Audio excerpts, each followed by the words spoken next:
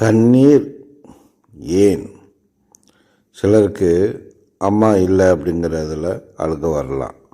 சிலருக்கு அப்பா இல்லைன்னு சொல்லி கண்களுடைய ஓரத்தில் கண்ணீர் வரலாம்.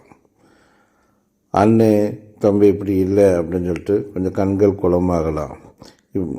சிலது இழந்துட்டோம்னா அழுகலாம். ஆனால் எல்லாத்தையும் விட சில அழுகைகள் இருக்கு பாருங்களேன், பாசத்தினால, அன்புனால, நட்புனால, இதெல்லாம் விட காதலால் வரக்கூடிய அழுகை இருக்குப்பாங்களே, கண்ணீர், அதுதாங்க பயங்கரம்.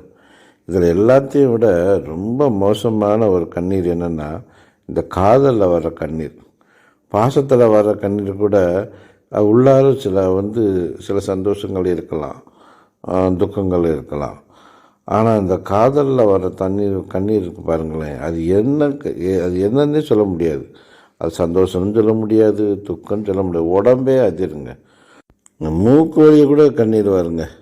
இப்போ தான் நம்ம யோசிக்கணும், ஏன் இல்லை மூக்கு வழியெல்லாம் தண்ணி வருது அப்படின்னு சொல்லிட்டு. ஏன்னா காதலில் அந்த எதிர்த்தரப்புடைய உயிரை இவன் சேர்த்து வச்சுருப்பான், இவனும் அந்த உயிர் காற்றை அதோடு சேர்த்து வச்சுருப்பான்.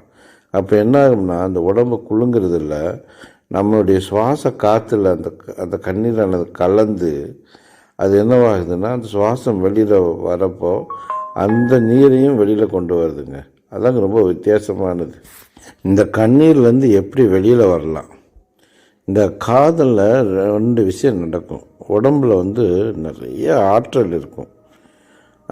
உடம்பே ரொம்ப சந்தோஷத்தில் ரொம்ப சிலாகித்து நிறைய எனர்ஜியை வச்சுருக்கும். அப்போது அந்த எனர்ஜியெல்லாம் என்ன ஆகும்னு பார்த்திங்கன்னா, நீங்கள் அழுதுகிட்டே இருந்தீங்கன்னா வீணாக போயிடும். நல்லா யோசிச்சு பாருங்கள். காதலில் 2 பேர் இருக்கிறாங்க. ஒருத்தர் விட்டுட்டு போகிறதுக்கு பல காரணங்கள் இருக்கலாம். ஆனால் அந்த விட்டுட்டு போகிறவர் ஒரு சந்தோஷத்தை தேடி தான் போகிறாரு. நம்ம காதலித்தது உண்மையாக இருந்தால் அவங்கள வாழ்த்திடலாமே. ஏன்னா நமக்குள்ள அந்த கண்ணீர் அழுகை இருக்கத்தான் செய்யும்.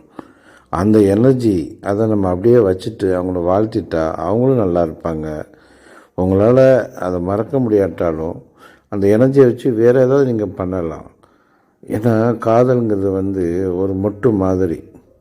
அது மலர்றப்ப ரொம்ப அழகாகத்தான் இருக்கும். ஆனால் அந்த வாசனை ஒரு நாளில் முடிஞ்சிடும். அதுக்கடுத்து அந்த காதுங்கிறது அந்த மொட்டு மலர்ந்து அது கருகுனது மாதிரி தான் ஆகிடும். அது எந்த காதலுமே சரி ரொம்ப காலம் வர்றதில்லை. ஆனால் வைக்கிற பாசம் இருக்க பாருங்களேன், அது அப்படி இல்லை, அது வேறு மாதிரி. அதில் நம்ம வாழ்த்துவோம், வரவேற்போம், பல விஷயங்கள் நடக்கும் அதில். ஸோ நீங்கள் ஒரு பிரச்சனை காதலிக்கல்னு விட்டுட்டு பாசம் வைங்க, அன்பு வைங்க, அவங்களும் நல்லா இருப்பாங்க, நீங்களும் நல்லா இருப்பீங்க. இந்த வீடியோ உங்களுக்கு பிடிச்சிருந்தா லைக் பண்ணுங்கள், ஷேர் பண்ணுங்கள்.